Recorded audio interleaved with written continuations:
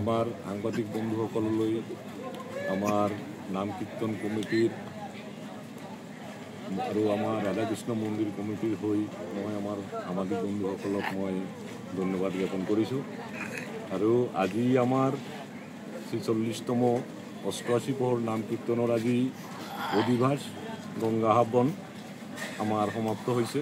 অহাকালি আমাৰ ভোৰ ৫টাৰ পৰা আমাৰ নাম কীৰ্তনৰ মহাযজ্ঞ শুভাৰম্ভণি হ'ব। আমাৰ 11 দিন কীৰ্তন চলিব। 19 তাৰিখে আমাৰ 2 ঘটিকাৰ পৰা আমাৰ প্ৰসাদ বিতৰণ হব।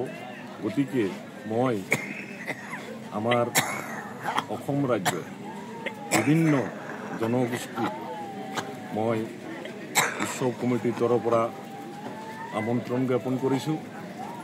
লগতে এই মহান নামযজ্ঞক সাফল্যমণ্ডিত কৰাৰ বাবে দান বৰঙণি দি আমাক সহায় কৰাৰ বাবে আমি অনুৰোধ জনাইছোঁ।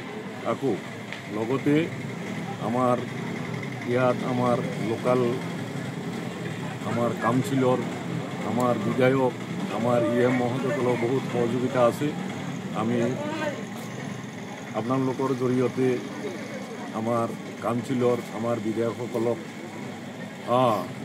আমাৰ এই নামযজ্ঞত আহি আমাৰ নামযজ্ঞখন সাফল্যমণ্ডিত কৰাৰ বাবে মই আমন্ত্ৰণ জনাইছোঁ।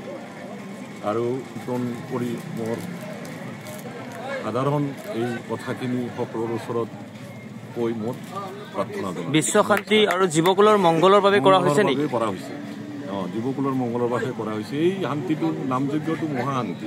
মানুহৰ অলপ আগত আমাৰ ছাৰ এজনে কৈ গৈছে, বিস্তাৰিত কৈ গৈছে, মই সেইকাৰণে কোৱা নাই।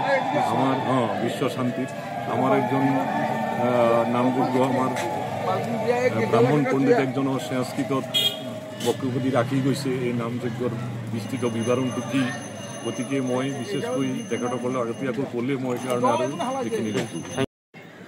আমাৰ উৎসৱ কমিটিৰ সম্পাদক সভাপতি প্ৰমুখ সদস্যবৃন্দ আৰু মন্দিৰ কমিটিৰ সম্পাদক সদস্য প্ৰমুখ সদস্যবৃন্দ আৰু সমাজকৰ্মীসকল, আজি আমি উত্তৰ পূৰ্বাঞ্চলৰ এই নাম কীৰ্তন ৪৬ বছৰত ভৰি দিছোঁহি।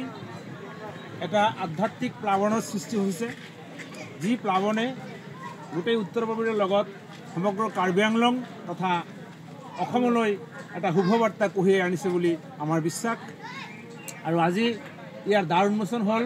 কমিটিৰ ফালৰ পৰা এই অঞ্চলৰে বিশিষ্ট কেইজনমান ব্ৰাহ্মণ, তাৰে ভিতৰত মই এজন আছোঁ, ৰতন চক্ৰৱৰ্তী, আমাক দ্বাৰ উদ্ঘাটন কৰিবলৈ তেখেতসকলে সুবিধা দিছে। তাতে আমি ব্ৰাহ্মণ মণ্ডলী অত্যন্ত আহ্লাদিত, আনন্দিত আৰু তেওঁলোকক ধন্যবাদ জ্ঞাপন কৰিছোঁ। মই আশা কৰিম প্ৰতি বছৰৰ দৰে এই বছৰো আমাৰ এই নাম কীৰ্তন ভাগ অতি সুন্দৰভাৱে আমাৰ ৰাইজৰ সহায় সহযোগেৰে সম্পাদিত হ'ব।